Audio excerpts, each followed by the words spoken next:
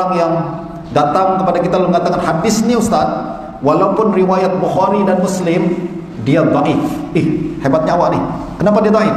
Sebab bertentangan dengan Quran. Kita cek betul tak bertentangan Quran. Sebenarnya tak bertentangan dengan Quran. Pemahaman awak tentang hadis ni yang bertentangan dengan Quran. Betul tak? Pemahaman awak tentang hadis ni yang bertentangan dengan Quran. Sebenarnya hadis ni tidak bertentangan dengan Quran kalau awak faham dengan betul. Ini yang dibuat oleh Imam Ibnu Qutaibah. Macam mana kita boleh mengetahui cara yang betul dalam memahami hadis? Asasnya adalah lughah, bahasa Arab. Asasnya adalah lughah. Ibnu Qutaibah menjelaskan bahawa hadis ni adalah ucapan baginda Nabi sallallahu alaihi wasallam, dan baginda adalah orang yang paling fasih dalam bahasa Arab.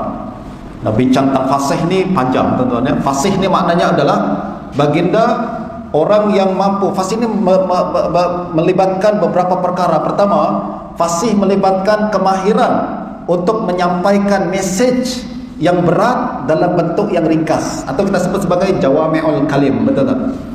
Yang berat-berat tu sukar difahami dalam bentuk abstrak. Ahli falsafah kalau nak jelaskan perkara tu dia akan tulis buku berjilid-jilid. Baginda Nabi hanya kata dalam 2 patah kata, 3 patah kata saja. Itu namanya jawami'ul kalim. Begitu juga fasih bermakna kemahiran untuk berbincang kepada orang lain mengikut kadar kemahiran kemampuan orang tu. Justru kalau ada manusia datang kepada baginda Nabi, ya Rasulullah, amalan apa yang paling baik? Nabi jawab apa? Birrul walidain, bakti kepada orang tua, ibu bapa. Ada lagi nak kata, Rasulullah, apa amalan yang paling baik? Jihad fisabilillah. Kenapa Nabi kata amalan yang terbaik pertama berbakti ibu bapa, sekarang jihad? Mana yang terbaik ni? Macam kontradiksi je, macam bertentangan. Tengok, kalau kita tak faham, kita tengok bertentangan hadis Nabi ni. Tapi kalau kita faham konsep fasahah, fasih, kita akan tahu Nabi cakap mengikut keadaan orang tu. Untuk orang tertentu, amalan yang awak paling baik untuk awak adalah bakti kepada ibu ayah. Kenapa? Ibu ayah masih ada, betul tak? Itu yang paling baik untuk awak. Tapi ada lagi orang lain yang ibu ayah dah tak ada, kemudian apabila bertanya, Nabi katakan jihad fisabilillah. Tengok, itu namanya fasahah, kemahiran untuk menyampaikan satu mesej mengikut keadaan masing-masing, dan seterusnya. Namanya fasih, tuan-tuan. Baginda Nabi punya kemahiran dalam tu, dan Allah bagi kemahiran tersebut kepada baginda Nabi sallallahu alaihi wasallam. Justru apabila kita memahami hadis Nabi, kita mesti memahami hadis tu sebagai satu produk ucapan orang yang paling fasih di dunia. Jangan kita fahami hadis Nabi macam kita baca surat kabar. Surat kabar tu untuk orang awam, semua orang boleh baca, boleh faham, betul tak? Tapi ni ucapan orang yang paling fasih di dunia, orang yang Allah pilih untuk menyampaikan mesej yang sangat berat dengan bahasa yang dipermudahkan kepada orang lain.